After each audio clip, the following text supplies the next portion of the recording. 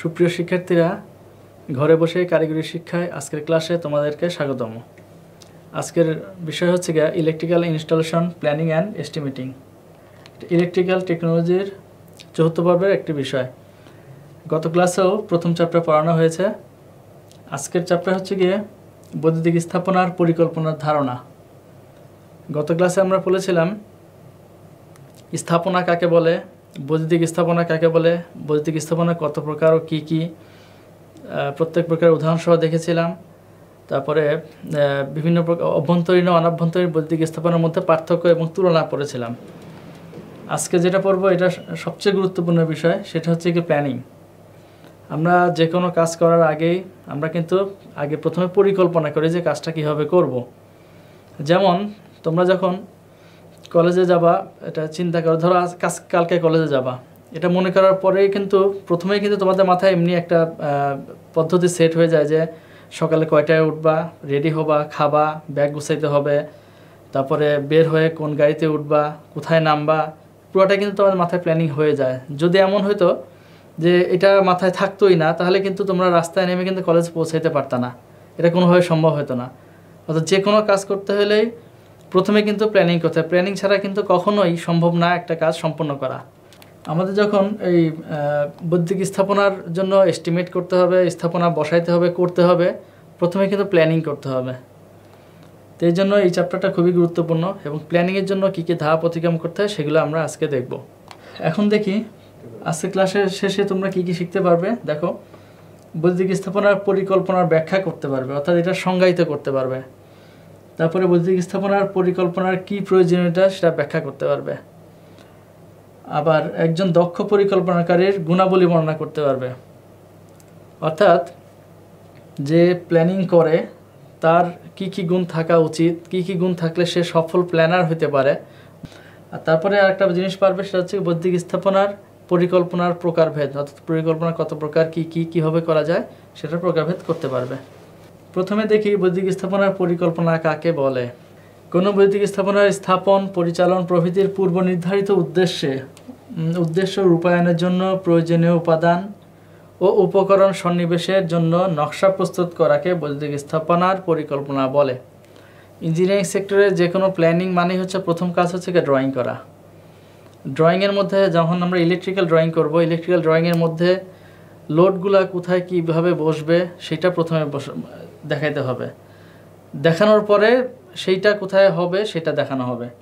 এই জন্য মূলত প্ল্যানিং বলা হয় যে নকশা প্রস্তুত করাটাই হচ্ছে গিয়ে প্ল্যানিং।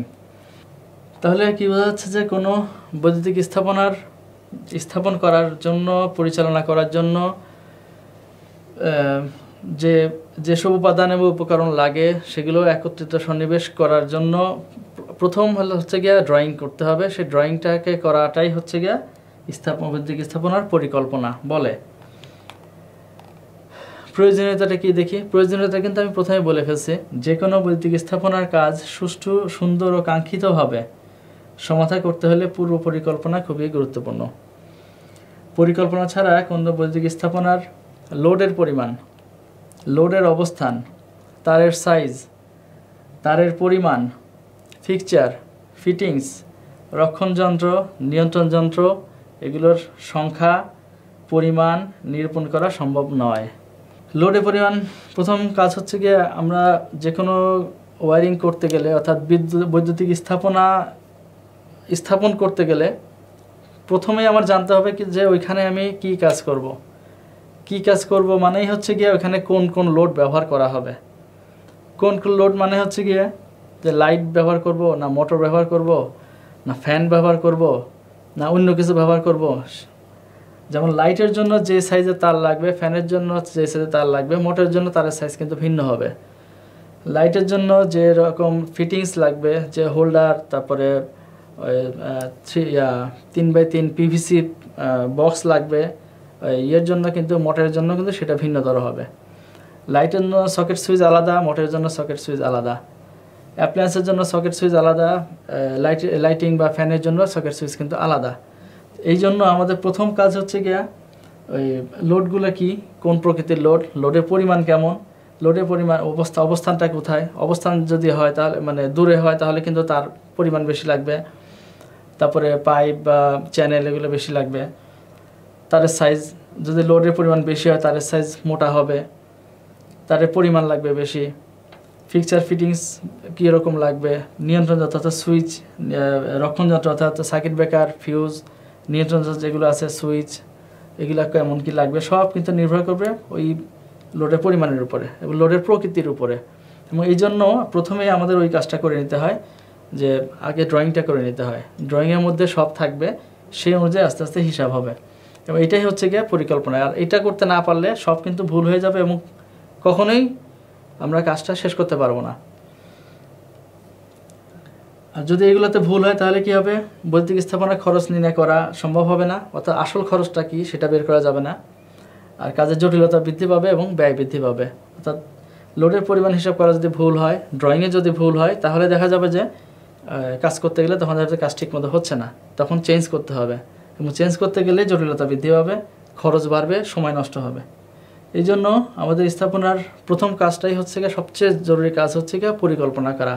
এবং অর্থাৎ পরিকল্পনা করা মানেই হচ্ছে গিয়ে আমার ড্রয়িংটা করা, ইলেকট্রিক্যাল ইনস্টলেশনের ড্রয়িংটা করে নেওয়া। বৈদ্যুতিক স্থাপনার পরিকল্পনা যদি সঠিক থাকে তাহলে কি কি সুবিধা পাওয়া যায়, অনাবশ্যক খরচ এড়ানো যায়। অর্থাৎ যেটা আগেই বললাম যে যদি ভুল হয় তাহলে কিন্তু সময় তো বাড়বে, সাথে খরচটাও বেড়ে যাবে। স্বল্পতম সময়ের মধ্যে সমগ্র কাজটি সুসম্পন্ন করা যায়। সমগ্র ইনস্টলেশনের উপাদান উপকরণের যথাযথ ব্যবহার নিশ্চিত করা। যদি ড্রয়িংয়ে ভুল হয় তাহলে ড্রয়িং অনুযায়ী যে জিনিসপত্র কেনা হলো দেখা গেল যে সেগুলা লাগানো গেল না, সেক্ষেত্রে কিন্তু আমার জিনিসপত্র নষ্ট হবেই, আবার নতুন করে কিনতে হবে। তারপরে আছে দেখো দৃষ্টিনন্দন ও রুচিশীল ইনস্টলেশন সবার নজরে কাড়ে। যে কোনো ইনস্টলেশন করতে গেলে সেটা যেন দেখার মতো হয়, মানে সুন্দর হয়, সেটা কিন্তু অবশ্যই খেয়াল রাখতে হবে। এলোমেলো তার থাকলে কিন্তু সেখানকার সৌন্দর্য নষ্ট হয়ে যায় এবং ঝুঁকিপূর্ণ হয়ে যায়। এই জন্য ওই ড্রয়িংটাই প্রথম, যে ড্রয়িংয়ে দেখানো হবে যে সুইচ থেকে লোড পর্যন্ত তার কোন দিকে যাবে, কীভাবে যাবে, সম্পূর্ণ পদ্ধতি দেখানো থাকবে। এই জন্য স্থাপনার পরিকল্পনা সঠিক হলে এই সুবিধাগুলো পাওয়া যায় এবং ভুল ত্রুটি কম হয়। এই জন্য বলা যায় যে বৈদ্যুতিক স্থাপনার পরিকল্পনার প্রয়োজনীয়তা অপরিসীম। যিনি পরিকল্পনা করবেন তার যেসব গুণ থাকা উচিত বা তার যেসব বিষয়, অর্থাৎ পরিকল্পনা করার সময় যে বিষয়গুলো বিবেচনা করা উচিত, যেগুলো খেয়াল রাখতে হয়, খুব খেয়াল করে করতে হয়, সেই বিষয়গুলো হচ্ছে স্থাপনার স্থায়িত্বশীলতা। অর্থাৎ স্থাপনাটা কেমন, কত দিনের জন্য হবে। যদি অস্থায়ী হয়, যেমন আছে বইমেলা, বাণিজ্য মেলা, তারপরে ইজতেমার ময়দান, এগুলোতে যখন ইলেকট্রিফিকেশন করা বা ওয়্যারিং করা হয়, তখন যেভাবে যে ড্রয়িং করা হবে, যে জন্য যেসব ম্যাটেরিয়ালস ব্যবহার করা হবে, একটা বিল্ডিংয়ের ভিতরে যেন ওয়্যারিং করা হবে, কোনো সাবস্টেশন বসানো হবে বা কোনো জেনারেটিং স্টেশন বসানো হবে, সেগুলো কিন্তু স্থায়ী এবং 100 বছরের জন্য বা অনেক দিনের জন্য, দীর্ঘদিনের জন্য করা হয়। সেগুলোর ড্রয়িং, সেগুলোর জন্য প্রয়োজনীয় মালামাল, সেগুলোর জন্য এস্টিমেট কিন্তু ভিন্নতর হবে। এই জন্য প্রথমটাই খেয়াল করতে হবে যে স্থাপনাটা কত দিনের জন্য, এটা স্থায়িত্বশীলতার দিকে খেয়াল রাখতে হবে। তারপর আছে ভবিষ্যৎ সম্প্রসারণ। স্থায়ী স্থাপনার ক্ষেত্রে এই সমস্যাটা বেশি হয়। দিন দিন যে কোনো কিছুর চাহিদা বাড়তে থাকে। চাহিদা বাড়া মানে লোড বৃদ্ধি পাওয়া। লোড বৃদ্ধি পাওয়া মানেই ওই সুইচ, সকেট, সার্কিট ব্রেকার সবই কিন্তু আস্তে আস্তে বাড়াইতে হয়। অনেক সময় মনে হয় যে তার যে লাইন আছে সেই লাইনের সাথে আরেকটা এক্সট্রা লাইন টানতে হয়, তখন কিন্তু ওই সুইচ, সকেট এগুলো বসাইতে হয়। যদি সাবস্টেশন হয় সেক্ষেত্রে ট্রান্সফর্মার বসাইতে হয় নতুন করে। জেনারেটিং স্টেশন হলে জেনারেটর বসাইতে হয়। ট্রান্সফর্মারের যদি ট্রান্সমিশন লাইন হয় সেখানে ক্রস আর্ম দিয়ে তার সার্কিট বাড়াইতে হতে পারে। ডিস্ট্রিবিউশন লাইন হলে সার্কিট বাড়াইতে হতে পারে। এসব বিবেচনা করে, এলাকার বিবেচনা করে, যাতে ভবিষ্যতে আমাদের যে স্থাপনা আছে ওটাকে পুরোপুরি না সরিয়ে ওইটার সাথেই আমরা নতুন জিনিসপত্র লাগিয়ে যাতে স্থাপনা সম্প্রসারণ করতে পারি, সেই জন্য আগে একটু চিন্তা করে রাখতে হয়। তারপরে অপচয় যাতে রোধ করা যায় সেই জন্য প্ল্যান করতে হয়। অপচয় রোধ করার মানে মূলত হচ্ছে গিয়ে, যদি ড্রয়িংটা ঠিক থাকে তাহলে কিন্তু অপচয় হবে না বলে আশা করা যায়। ড্রয়িং অনুযায়ী, ড্রয়িংয়ের যে ব্যাখ্যা হবে সে অনুযায়ী কী কী মালামাল লাগবে সেটা পারফেক্ট হলে কিন্তু অপচয় রোধ করা যায়। তারপর আছে কর্তৃপক্ষ বা মালিকের চাহিদা। আমরা পুরা কাজটাই করবই কিন্তু কর্তৃপক্ষ বা মালিকের চাহিদা অনুযায়ী। কারণ যে স্থাপনা তৈরি করা হবে সেটা কিন্তু আমার নিজের জন্য না, আমার ব্যক্তিগত চাহিদার জন্য না। এটা কিন্তু যে মালিক, যে বানায়, যে তৈরি করতে বলছে সেই টাকা দেবে, সেই অর্থ ব্যয় করবে, আমি শুধু ড্রয়িংটা করে কাজটা করে দেব, আমি বা আমরা যারা করব। এই জন্য কর্তৃপক্ষ বা মালিক কিভাবে চায়, কোন ধরনের চায়, সেটা সেই অনুযায়ী জিনিসপত্র নিতে হবে, সেই অনুযায়ী ড্রয়িং করতে হবে, সেই অনুযায়ী মালামাল সিলেক্ট করতে হবে, আবার তাদেরকে দেখাও নিতে হবে। তারপরে আছে অল্প খরচের মধ্যে ভালো স্থাপনা বা কাজ করা, যথাসম্ভব চেষ্টা করা যে ভালো জিনিস ব্যবহার করা, কিন্তু দামি জিনিস মানে যে ভালো জিনিস সেটা কিন্তু না। অনেক সময় এমন হতে পারে কিছু কিছু জিনিস আছে যেগুলো কিছুদিন পরপর চেঞ্জ করতে হয় বা অল্প সময়ের ডিউরেশনে নষ্ট হয়ে যায়, সেইগুলোর ক্ষেত্রে কিন্তু দামি জিনিস ব্যবহার না করাই ভালো।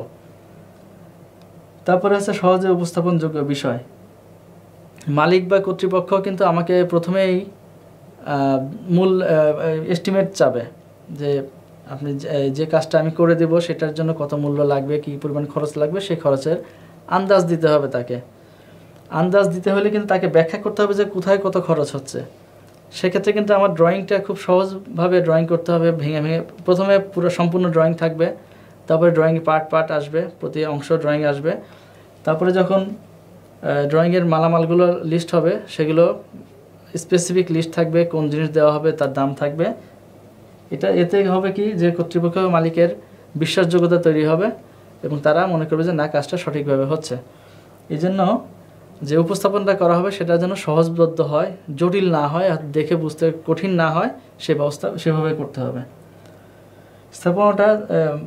পরিকল্পনাটা আমাদের দৃষ্টিনন্দন ও রুচিশীলতার দিকে খেয়াল রাখতে হবে। অর্থাৎ প্ল্যানিংটা এমনভাবে হবে যেন প্ল্যানিং থেকেই মনে হয় যেন আমার জিনিসটা খুব সুন্দর হচ্ছে, দেখতেও ভালো লাগবে, এটা যেন বোঝা যায়। তারপরে হচ্ছে সকল উপাদান ও উপকরণের যথাযথ ব্যবহার নিশ্চিত করা। অর্থাৎ আমার লিস্ট অনুযায়ী যা যা মালামাল কিনবো আনা হবে, অতিরিক্ত কোনো মাল আনবো না, আর চেষ্টা করবো যেন সকল উপকরণ সঠিকভাবে ব্যবহার হয়, এতে খরচ কমবে এবং সাশ্রয়ী হবে। এবারে আমরা স্থাপনার পরিকল্পনার শ্রেণীবিভাগ দেখব। স্থাপনার পরিকল্পনা কীভাবে হবে? স্থাপনার ধরন ও প্রকৃতির বিভাজন অনুযায়ী পরিকল্পনা শ্রেণীবিন্যাস করা হয়ে থাকে।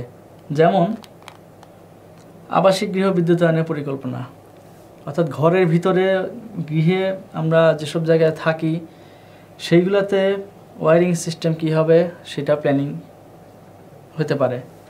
তারপরে হতে পারে অনাবাসিক বিদ্যুতায়ন পরিকল্পনা, অর্থাৎ যেখানে থাকা ছাড়া অন্যান্য দোকানপাট হতে পারে, রাস্তাঘাট হতে পারে, সেগুলার বিদ্যুতায়নের পরিকল্পনা। তারপর আছে শিল্প কারখানা বিদ্যুতায়ন, শিল্প কারখানার প্রকৃতি, অর্থাৎ এটা কোন প্রকৃতির শিল্প কারখানা, এখানে কী বানানো হয়, কী তৈরি করা হয়, সেটা অনুযায়ী সেখানকার ওয়্যারিংয়ের প্ল্যানিং হবে। তারপর আছে বিদ্যুৎ বিতরণ লাইন, অর্থাৎ distribution line, low voltage line মূলত। সেগুলো কত হয়? 440 ভোল্ট অথবা 230 ভোল্ট। এই লাইনের পরিকল্পনা একরকম হবে। সঞ্চালন line, transmission line, transmission line কত হয়? হাই ভোল্টেজ আছে, এক্সট্রা হাই ভোল্টেজ আছে, বিভিন্ন রকম আছে, এগুলোর পরিকল্পনা হবে একরকম। উৎপাদন কেন্দ্র, জেনারেটিং স্টেশন, জেনারেটিং স্টেশন কোন প্রকৃতির? জেনারেটিং স্টেশন অনেক রকম আছে, এটা তাপ বিদ্যুৎ কেন্দ্র হতে পারে, কয়লা বিদ্যুৎ কেন্দ্র হতে পারে, গ্যাস বিদ্যুৎ কেন্দ্র হতে পারে, কম্বাইন্ড সাইকেল হতে পারে, এটা পারমাণবিক বিদ্যুৎ কেন্দ্র হতে পারে, বিভিন্ন রকম আছে। উইন্ড পাওয়ার মিল, বায়ুবিদ্যুৎ কেন্দ্র হতে পারে, জলবিদ্যুৎ কেন্দ্র হতে পারে। এক একটার প্ল্যানিং কিন্তু এক এক রকম হবে। তারপর আছে বিদ্যুৎ উপকেন্দ্রের বিদ্যুতায়ন, সাবস্টেশন, উপকেন্দ্র অনেক রকম আছে, গ্রিড সাবস্টেশন আছে, ডিস্ট্রিবিউশন সাবস্টেশন আছে, সেটা অনুযায়ী তাদের ওয়্যারিংয়ের প্ল্যানিং হবে।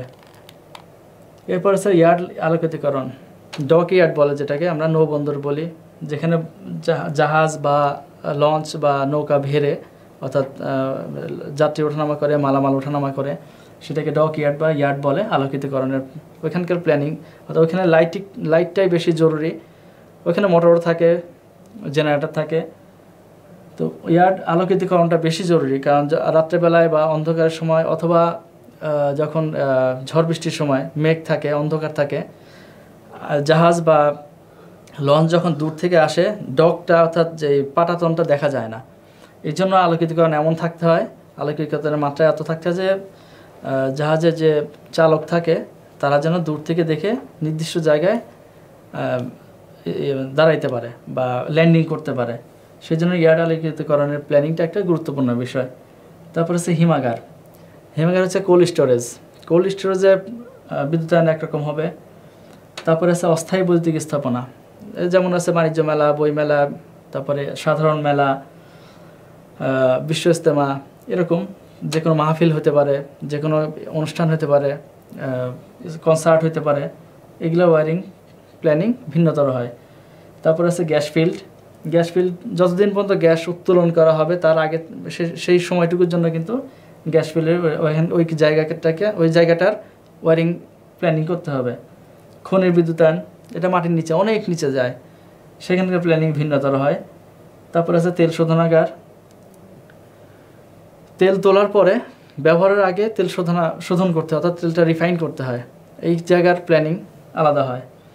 তারপর আছে স্ট্রিট লাইট। রাস্তায় তো লাইট দেখছো, সারি সারি লাইট জ্বালানো থাকে, উপর থেকে যেন দেখা যায় এবং রাস্তায় চলার সময় যেন দূর পর্যন্ত দেখা যায়, সেজন্য সেটার প্ল্যানিং একরকম হয়। তারপর আছে বিমানবন্দরের রানওয়ে লাইটিং। রানওয়েতে এমনভাবে লাইট থাকতে হয় যেন অনেক উপর থেকে, আকাশ থেকে বিমানের চালক যেন দেখতে পারে, পাইলট যেন দেখতে পারে যে তার ল্যান্ডিংয়ের রাস্তাটা ঠিক কতটুকু কোন জায়গায়, সেটা সেভাবেই করা হয়ে থাকে। এগুলোর চিত্র দেওয়া আছে, পরে দেখলে ক্লিয়ার হবে। যেমন ধরো এই যে হাউস ওয়্যারিং, অর্থাৎ একটা ঘরের মধ্যে কি কি থাকে সেটা আমরা জানি। ঘরের মধ্যে দেখো দুইটা বাতি, একটা ফ্যান, 3 পিন সকেট, আর এই যে সুইচ বোর্ডের মধ্যে সুইচ থাকবে, একটা 2 পিন সকেট থাকে, একটা ফিউজ থাকে।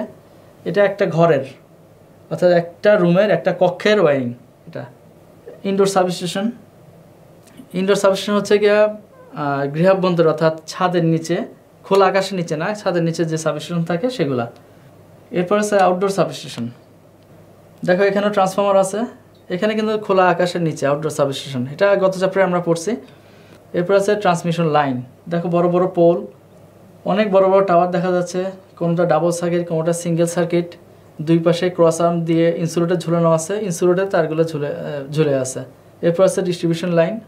11 কেভি থেকে দেখো লাইনটা এসে ট্রান্সফর্মারে ঢুকছে, ডিস্ট্রিবিউশন ট্রান্সফর্মারে ঢুকছে, ঢোকার পরে এখান থেকে দেখো লাইনটা বের হয়ে এই ডিস্ট্রিবিউশন লাইনগুলোতে চলে গেছে, অর্থাৎ এগুলা আমাদের কিন্তু বাসাতে চলে গেছে। এরপর আছে শিল্প কারখানার অভ্যন্তরীণ লাইন, অর্থাৎ বড় কারখানা যদি হয় সেক্ষেত্রে কিন্তু লাইন ঢোকার পরে লাইনগুলো বিভিন্ন জায়গায় যে ভাগ হয়ে গেছে, এগুলো এইচডিবি বোর্ড বলা যায়।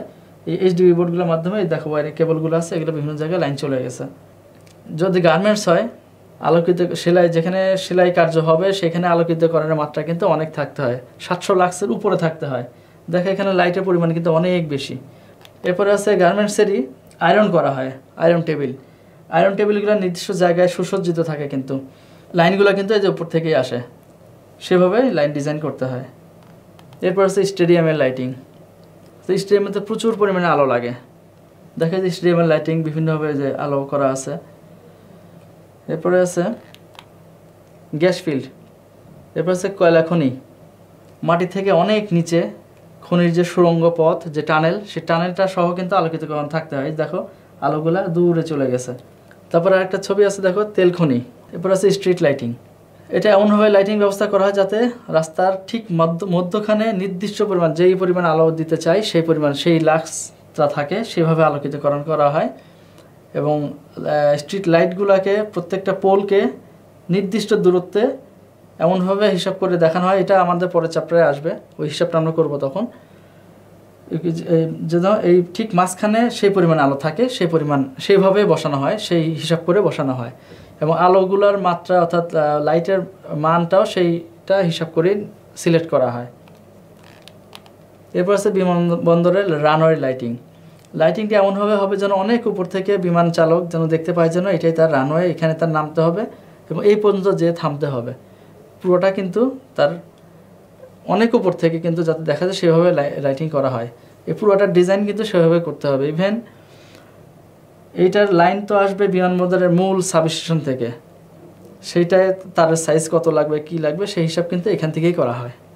তাহলে আজকে ক্লাস শেষে আমরা কি কি শিখলাম, যে বৈদ্যুতিক স্থাপনা পরিকল্পনা কাকে বলে, স্থাপনা পরিকল্পনা কত প্রকার, একজন দক্ষ পরিকল্পনাকারী কি কি গুণ থাকা উচিত, একজন দক্ষ পরিকল্পনাকারীর পরিকল্পনা করার সময় কি কি বিষয় বিবেচনা করা উচিত, এইগুলো আমরা পড়েছি।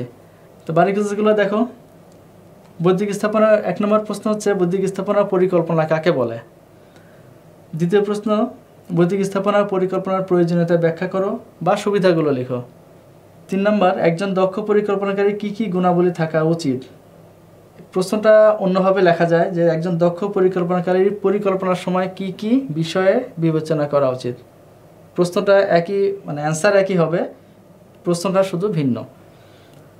আরেকটা হচ্ছে গিয়ে বৈদ্যুতিক স্থাপনা পরিকল্পনার শ্রেণীবিন্যাস। শেষ প্রশ্ন হচ্ছে বৈদ্যুতিক স্থাপনা পরিকল্পনার শ্রেণীবিন্যাস করো। প্রশ্নগুলোর উত্তর অ্যাসাইনমেন্ট আকারে লিখে অ্যাসাইনমেন্ট তৈরি করবে। ইনস্টিটিউট খোলার পরে শ্রেণী শিক্ষককে দিয়ে শ্রেণী শিক্ষকের কাছে জমা দিবে, তিনি সেটার মূল্যায়ন করবেন। আশা করি আজকে ক্লাসটি বুঝতে পেরেছ। আজ এই পর্যন্তই। সবাই সুস্থ থেকো, ভালো থেকো, ধন্যবাদ।